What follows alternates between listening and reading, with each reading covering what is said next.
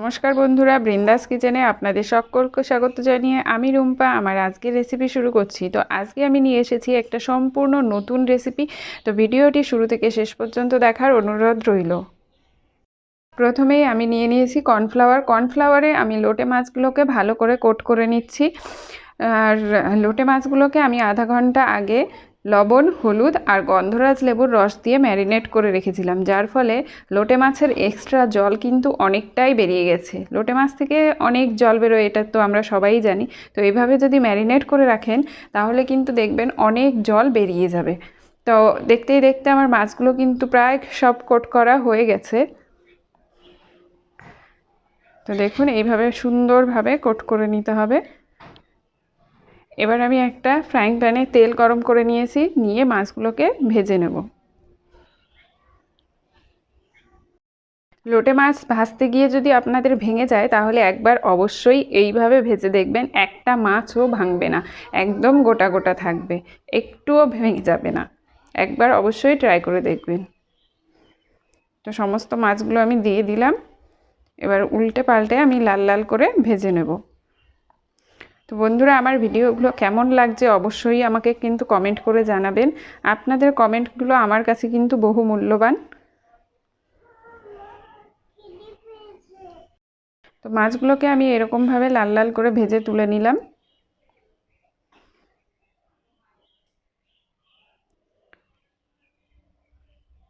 এবার এই তেলের মধ্যেই আমি দিয়ে দিচ্ছি আরও কিছুটা তেল। তেলটা গরম হয়ে গেলে আমি তাতে দিয়ে দেবো পেঁয়াজ কুচি। পেঁয়াজ কুচিটাকে হালকা লাল লাল করে আমি ভেজে নেব। একটু লাল লাল হয়ে গেলে তাতে আমি দিয়ে দিচ্ছি আদা রসুন বাটা। আদা রসুন বাটাটাকে ভালো করে মিক্স করে নিলাম।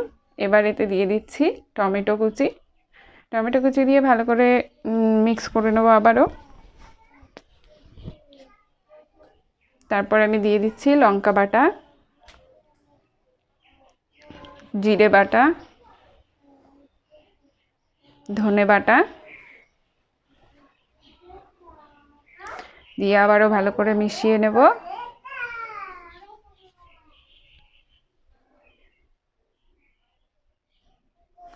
এবার দিয়ে দিচ্ছি লবণ আর দিয়ে দেবো হলুদ। এবার ভালো করে মশলাটাকে মিশিয়ে নেব। মশলাটা যাতে পুড়ে না যায় তার জন্য আমি এখানে সামান্য একটু জল দিয়ে দেব। জল দিয়ে ভালো করে মিশিয়ে নিয়ে আমি ঢাকা দিয়ে রেখে দেবো 2 মিনিটের জন্য, তাহলে টমেটোগুলো সুন্দর নরম হয়ে যাবে। তো দেখুন বন্ধুরা, আমার টমেটোগুলো কিন্তু সুন্দর নরম হয়ে গেছে। এবার মশলাটাকে আমি ভালো করে কষে নেব। তো দেখুন মশলাটা আমার সুন্দর কষা হয়ে গেছে, তেল ছেড়ে গেছে। এবার এতে আমি দিয়ে দিচ্ছি গরম জল। এটা কিন্তু খুব বেশি ঝোল হবে না, তো সেই হিসাবে জলটা দেবেন। এবার ঝোলটাকে আমি ফুটতে রেখে দেবো 5 মিনিটের জন্য। তো দেখুন ঝোলটা আমার সুন্দর ফুটে গেছে। এবার এতে আমি দিয়ে দেবো ভাজা মাছগুলো। মাছগুলো দিয়ে একটু উল্টে পাল্টে দেবো। তো আমার ভিডিওগুলো আপনাদের কেমন লাগছে অবশ্যই কমেন্ট করে জানাবেন। ভিডিওগুলো ভালো লাগলে অবশ্যই শেয়ার করবেন বন্ধু বান্ধবদের মাধ্যমে। আর আমার চ্যানেলটিকে সাবস্ক্রাইব করে আমার পাশে থাকার অনুরোধ রইল। আর যারা অলরেডি আমার চ্যানেলটিকে সাবস্ক্রাইব করে নিয়েছেন তাদের অসংখ্য ধন্যবাদ।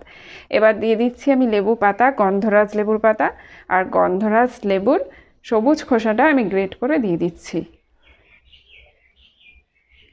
এবার ভালো করে মিশিয়ে নিয়ে আমি গ্যাসের ফ্লেমটা একদম অফ করে দেবো। অফ করে 5 মিনিটের জন্য ঢাকা দিয়ে রেখে দেবো। তো দেখুন আমার রান্নাটা রেডি হয়ে গেল। তো দেখা হবে আবার নতুন একটা রেসিপির সঙ্গে। ততক্ষণের জন্য টাটা।